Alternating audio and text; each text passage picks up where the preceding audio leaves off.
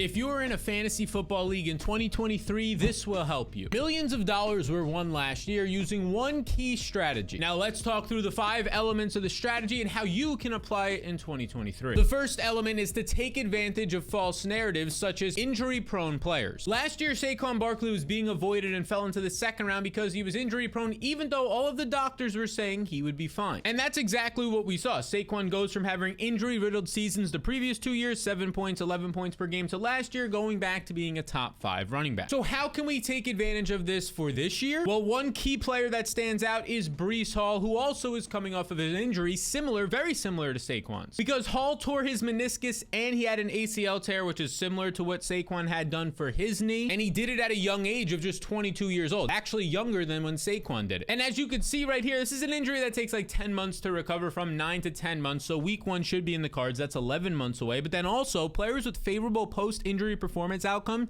tend to be young, hyper athletic, and highly drafted, which Hall, similar to Saquon, has all of those. Because like we said, he's just 22 years old. He actually just turned 22 years old, so he's as young as it gets. And the takeaway from the doctor is that Breece Hall, with machine learning and RB ACL data from the past, he's predicting a strong comeback year. But despite that information, Hall goes now in round 3, even though he was a first round talent last year, because he scored 10 fantasy points in every game, and in his 4 games as the clear starter, averaged 19.7 points per game, which was top 5 amongst running backs during this stretch. Then there's another false narrative out there of, oh, this player is too old. Well, what else is the context? Because last year, James Conner just got classified as being, oh, he's just too old. And what does he end up doing? Well, he finishes as a top 10 running back yet again. Now, a player who matches that James Conner too old narrative for this year and is going too late would be his former teammate DeAndre Hopkins, who's 31 years old and falling down draft boards because he's a free agent and too old. Even though just last year, DeAndre Hopkins was second in the NFL in win rate versus man coverage, averaging 10.7 targets per game, and he was 8th best at earning targets per route run, which shows no drop off in his ability to get open. And now his stock is up leaving Arizona because the Cardinals are projected to be the worst team in the NFL, partially due to just a bad overall offense, new coaching, Kyler Murray being hurt, and winning just 4.5 games with the least projected points. So anywhere else is a better situation for Hopkins. And some current rumors, and maybe by the time you're watching this, he will already have signed, but potentially the Titans and the Patriots, and these don't seem like the greatest of offenses, but they're significantly better than what the Cardinals are going to throw out there this year. So go ahead and get DeAndre Hopkins, who's often falling into the 4th or the 5th round of drafts and going around Jerry Jeudy and Drake London. Now I have one more false narrative for you. Oh, he's just a rookie. Well, what does his opportunity and talent say? Because last year, Rachaad White for Tampa Bay was considered just a rookie and was going in like the 12th to 14th, 15th round at times. But then he went out there and he had a 50 reception season, was top 12 in running back targets, had multiple weeks in a row of over 100 total yards when Leonard Fournette was banged up, and he actually got some people to their playoffs. Now in 2023, there's a similar player to this mold, but this guy has even better opportunity. And that would be Kendre Miller, the 3rd round pick for the New Orleans Saints, who's stepping into potentially a ton of opportunity. And a big reason for that is Alvin Kamara is expected to be suspended, as Drew Davenport, a lawyer who's looked into Alvin Kamara's case, says. He says, yeah, I believe he's going to be suspended. It's a huge thread. You can check it out. He says, I've seen a lot of buy low chatter and I'd strongly oppose this idea. The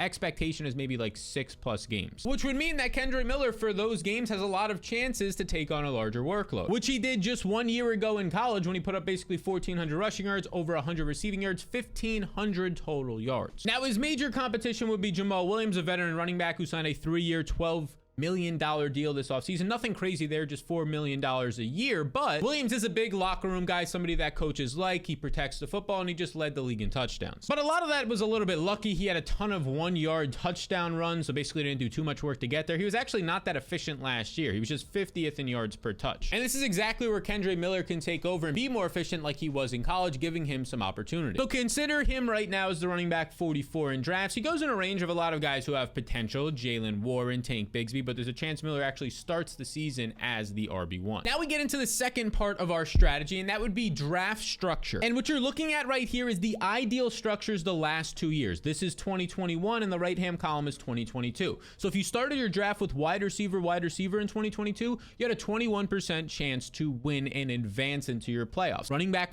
just a 10% chance. You could see the huge drop-off here, and this is because wide receiver talent has exploded while a lot of more backfields have become 2- and 3-man committees. And if you you went with a hybrid approach of wide receiver, running back, or even running back, wide receiver, it was about 16.5%. So better than going running back, but nowhere near as good as wide receiver. And the trends this year are looking similar with how these teams are structured in the draft, going after wide receivers more than running backs and more 2 and 3 committee builds. So following this strategy of wide receiver, take a stud in round 1. And now here are some of my favorite second round receivers for you to target. We can start with Amon-Ra St. Brown, the Lions wide receiver, who currently goes in draft 16th overall. But as you can see in the fantasy blueprint that you can get yours and join the thousands of others who have it right now down below, he is currently my 12th overall player. So I actually think that he's a value. I think he's worth a first round pick, but you get to take him in the second. Because in just his second year last year, he ends up going out there and earning a 32% target share, number 3 overall. Some people don't think he's an actual wide receiver 1 alpha. Well, no, that's not the case. This proves it for now 2 straight years. Because he finished top 10 in fantasy points per game last year, despite for about 4 of those games leaving early or missing some drives. Because for most of the season, he was dealing with an ankle sprain that he had early on in the year, and he tried to play through it. He comes back, he has to get pulled out of the game, and he still finishes top 10 in fantasy points per game despite those being skewed. If you look at just his fully healthy games last year, he averaged 18.9 points and 10.4 fantasy points per game, which would put him as a top 5 wide receiver last year behind only Devontae Adams, Tyreek Hill, Justin Jefferson, and Cooper Kupp. But another second round option would be Jaydon Waddle, because this guy just remains efficient. Waddle was 4th in wide receiver efficiency last year while earning 6.8 targets per game. And his usage completely changed in a good way. He was 71st in these metrics that you're seeing on the screen, yards per target, and then last year, number 1 in yards per target. He started to get targeted more downfield, while still remaining top 10 in yards after the catch. So he was dynamic both after the catch and downfield, which starts to become a cheat code receiver. Now, he did all this despite his catchable target rate ranking 101st in the NFL. Around 50% of his targets that he was getting, 50 targets or so, were not even catchable. They were out of the frame. They didn't help him get yards after the catch, and he still was able to bring a good amount of them in, or some were just incompletion. Just naturally, that number will get better just by like Tua staying healthy and not having to play with Skylar Thompson. So consider Jaydon Waddle a nice pick. I would still prefer Amon-Ra St. Brown. And then the other guy that I like in this range is right here on the screen, in Chris Olave. Because in his rookie season, he ranked top 10 in target rate. His ability to earn targets per route run, this number only increases with more experience, and it's rare for a rookie to rank top 10 in this metric. And he was quietly 4th in deep targets. Now, this stat is important because Derek Carr is now his quarterback. And Carr ranked 6th in deep attempts the past 3 years and 4th in deep ball touchdowns. So this is a nice recipe for success for Olave. Now, maybe the concern would be that Michael Thomas is going to return, and Thomas was good last year when he was actually healthy, but he's missed 70% of his games the past 2 to 3 seasons, and now he's over 30 years old, so we can't think of him as the same threat as he was 3 or 4 years ago. Okay, now we get to part 3 of this strategy, and it is to prioritize running backs in rounds 7 through 10. Because only 4 wide receivers since 2010 have gone on to finish as a top 12 wide receiver in this range. So if that's the case, let's talk about some running back targets in this range. And the first one would be David Montgomery, who's an absolutely great pick and currently goes in round 8. Montgomery signed with the Lions this offseason, the division rival, 3 years, $18 million with $11 million guaranteed, the second highest contract signed other than Miles Sanders this offseason for a running back. Now, his current competition is significant. It's Jahmyr Gibbs, who actually goes in like the 3rd and 4th round of fantasy drafts, and I also think Gibbs is a quality pick based on where he goes now, so let's dive into him. Basically, Gibbs is electric, he has a lot of burst, and he's a elite pass catcher. People compare him to Alvin Kamara, even though he's about 15, 20 pounds smaller, but his college target share,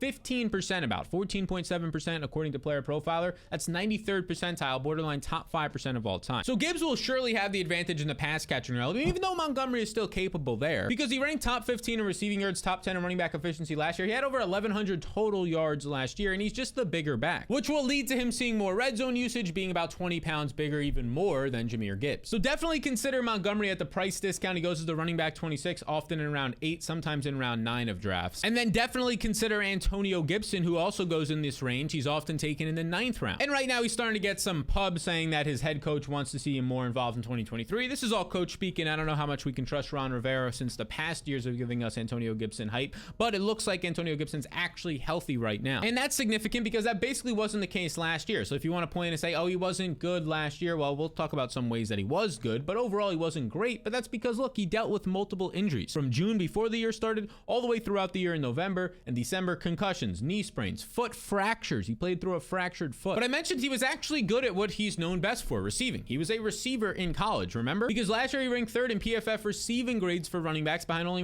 McCaffrey and Amir Abdullah. Remember, Amir Abdullah is a good pass catching running back, but this is a small sample, 32 targets. You can kind of throw him out, which means he'd be top 2 Antonio Gibson. So take advantage of knowing that he's actually healthy this year, and he goes as the running back 34 in drafts. And then how about this name right here? You can also get pretty late in Samaje Perine, because Perine is now a Denver Bronco, he signed a 2-year deal worth $7.5 million, which is significantly more than the backup running back market of around $1 million or $2 million. And a big reason why he got this money is he's probably going to be leaned on to be the RB1 because Javonte Williams, as you can see from the doctor on Twitter right here, playing week 1 would be a heavy outlier. It's like a 15-month recovery from this knee injury. He sustained multiple ligaments. It's very complicated. And he doesn't even think that you're going to see a healthy Javonte until year 2+. So like next year will be 100% Javonte. And I know there's been some things from the Denver organization saying, oh, we expect Javonte out there for week 1, but I'll believe it when I see it because we saw that with J.K. Dobbins last year. He still missed some time, came back, and then got re-injured and had to miss even more time. But here's what you need to know about P. Ryan. He started 3 games last year. This was when he was a Bengal, and he averaged 110 yards on 21 touches in these contests. And coaches and organizations love him because he can pass protect, and he hasn't fumbled since 2017. Plus, he has no serious competition right now. He'll have Tyler Batty, who has 2 career touches and is undersized, and Tony Jones, who is 90th in running back efficiency since 2020, probably, maybe even by the time you're watching this, is already cut from the team. So consider adding Samaji, who goes in around 10 or 11 of most drafts right now, one of the better value running backs, and he's in that range around 7 through 11 for the strategy. Now, one more running back who finds himself in this range is Tampa Bay running back Rachaad White, because the Bucs spent exactly 0 draft picks on the running back position, and that's not all. They didn't really bring in any added competition. Giovanni Bernard retired, Leonard Fournette was cut, and Chase Edmonds signed a 1-year deal for $1.2 million. It's not much of a threat. Also worth noting that the Bucs signed undrafted rookie free agent Sean Tucker out of Syracuse. He was actually one of the better running backs in the draft. Probably would have been like a 4th or a 5th round pick, but went undrafted because of his medicals. I don't think it's much of a threat, but at least worth knowing and keeping on your radar. Now, White is the clear RB1 for Tampa, and in his 2 starts last year, he averaged 22.5 touches, 15.2 points, and 107 total yards. So that's getting real specific with players for this draft structure, but let's look at a general layout of who you should be drafting. You want to take wide receiver early and get about 6 to 8 of them. You want to take about 4 to 6 running backs and not take them early. And then generally speaking, waiting on quarterback and tight end is a good idea, or just take one elite QB or tight end early. Now, before we get into the final 2 parts of this strategy, I want to show you where you can actually put them into place. And that would be on UnderdogFantasy.com. It's a drafting platform. They have Best Ball Mania for the 4th year doing this. And check this out, $3 million to first place in this contest. It's not the only contest they have. They have a bunch of other contests for a whole lot of sports on there. You could do 30 seconds per pick, 8 hours per pick if you don't have all day and you just want to kind of jump in and out throughout the week. And it's $15 million in prizes. And oh yeah, last year the player who won $2 million in this tournament, he used the strategy by having Saquon Barkley, somebody who people thought was injury prone. So check out Underdog Fantasy. There's a link in the description below, and you'll get a free deposit match up to $100. So if you put in 100, you'll get 100 right back. Whatever you put in, double your money for you. Check it out down below. Okay, now for the 4th part of this 5-part strategy is to take upside wide receivers later. And one of those names would be Paris Campbell, the new Giants wide receiver and potential wide receiver 1. Look, we're getting the reports that might not mean a lot, but it's better than not getting these reports or getting a negative report that Campbell is developing chemistry with Daniel Jones early on in camp. And if you read into this report, he's starting to separate himself from the bunch. And this is good news because Campbell is finally coming off of a year that he's somewhat trustworthy. He never could play more than 7 games in a season until last year, where he played all of those games, and he's still just 26 years old. And now he jumps into a wide receiver room where there's not much competition. I mean, compared to last year with the Colts, nobody in this depth chart is as good as Michael Pittman. You have maybe Darius Slayton, who was efficient last year. He's his biggest competitor. You have Jamison Crowder, who's coming off of being, well, he's 30 plus years old and he's coming off of a broken ankle. And then there's other names on here like Isaiah Hodgins, was good in a small sample last year, but again, it was a small sample. Jalen Hyatt, the 3rd round pick, who they're saying not great things right now in camp about. And then you have Sterling Shepard coming off of a knee injury at 30 years old. So consider Campbell as the wide receiver 82. I mean, this is the big thing. He is the most athletic and I would say versatile wide receiver on this depth chart when he's healthy, and he goes as the wide receiver 82, maybe a wide receiver 1 this late. And that's wide receiver 1 for his team, not overall in fantasy. Now, another guy who fits the late wide receiver mold with high upside is Rashee Rice, who, look, he's a quality dart throw. He'll be a Kansas City Chief, and yeah, I like Kadarius Toney more, but Kadarius Toney goes way earlier and maybe even too early now. And look, Rashee Rice was productive, over 1,300 yards last year, earned 30% of his team's targets, a number you rarely see in college. And he's versatile because in his college career, he earned over 1,000 yards both in the slot and out wide as a bigger slot receiver as well, which is really good for the NFL. He's immediately going to be the biggest wide receiver on this team that's actually going to have a real chance to start, not somebody down the depth chart at 6 foot, 200 pounds. And honestly, if he could play the slot, that's like a slot plus Chris Godwin style of a role. Look, I'm not in love with the prospect of Rashee Rice, but let's be real. He got the 2nd round draft capital. He's cheap in fantasy drafts, and now he's attached to Patrick Mahomes. Now, another quick mention for wide receivers with upside would be Tim Patrick, who's just completely been forgotten about, goes in round 18 of fantasy drafts, even though he might be the wide receiver 1 on this team. Now, look, I believe it's going to be Jerry Jeudy or Courtland Sutton, but Benjamin Allwright says here on Twitter, and he's an insider, probably one of the closest to the team, if Tim Patrick is healthy, he's going to be wide receiver 1. This is how much this team likes him. They invested in him before the injury, so there's something here at least worth taking a risk in round 18, if that's even a risk. Now, there's one more key part of this this strategy. But before we get there, if you want to win your fantasy league, be sure to check out the fantasy blueprint down below because it will help you beat your friends and take home a championship. It'll include all the key tools and analysis you need to do just that. Like here, my player tiers that are highlighted with ADP values and fallers broken up, and this is just about 5% of what you get. You can grab it by clicking the link in the description below and following the 2 simple steps. And if you don't make your fantasy playoffs, I'll just refund the $5 deposit. That's all it is, by the way. Just $5 to help you for all your draft season and throughout the entire season through week 17 with rankings and all that. The cheapest you'll find in the industry, but also the most in-depth. And now for the final part of the strategy, end your draft with upside RBs. One player who fits the mold there is Pierre Strong, a running back for the Patriots, because the Patriots just cut James Robinson, who they already signed to a contract. So now Pierre Strong is the RB2. And let's not forget how productive he was in college when he was given opportunities. He had over 1,600 rushing yards, 150 receiving yards, so 1,800 plus total yards. And he's just a great change of pace back from a Ramondre Stevenson, but can also handle a workload as you just saw with that production. Look at his overall athleticism, his speed, his burst, his agility, all well above average. And there was one game last year where he was actually able to earn over 5 touches. He had 2 receptions and 5 rush attempts, so 7 total touches. What does he do in that game? Gets 17 fantasy points, finds the end zone, has 20 receiving yards, 70 rushing yards, 90 yards on 7 touches. So consider him one of the high upside late round picks, and this next guy. And that's the Vikings running back Ty Chandler. Like Pierre Strong, he's a second-year player, and in his final year of college, he was also productive with his rushing and receiving yards, over 1,300 total yards, and 14 total touchdowns. And again, similar to Strong, he has, according to Player Profiler, he has the speed. 93rd percentile speed. He's known as maybe like a Raheem Mostert style runner, so he would be a good change of pace back from an Alexander Mattison. Compared to some of his other competition, Kenny Ngannou, who's basically just a special teams ace and captain, that's who he'll mostly play, and Dwayne McBride, who's a 7th round running back, but he fits more of the Alexander Mattison role. He's just more of an on-the-ground runner, only had like 7 career catches in college, probably only going to see work if Mattison gets hurt. So with that knowledge, both of these guys, Chandler is RB60 and Pierre Strong is RB62, and even the veteran running backs fit into this mold, and Leonard Fournette, Kareem Hunt, even Ezekiel Elliott, they go so late and they'll be in a nice opportunity when they sign, so target these guys with your final picks. So this is the strategy that won millions of dollars last year when you look at all the people who are winning their leagues and more so tournaments in fantasy football. So we went through how you could utilize this strategy to help you win, but also there's things you need to avoid, like these 7 players you should just let your league mates take instead. And if you enjoyed this content, be sure to hit the subscribe button to stay even one step further ahead of your fantasy friends.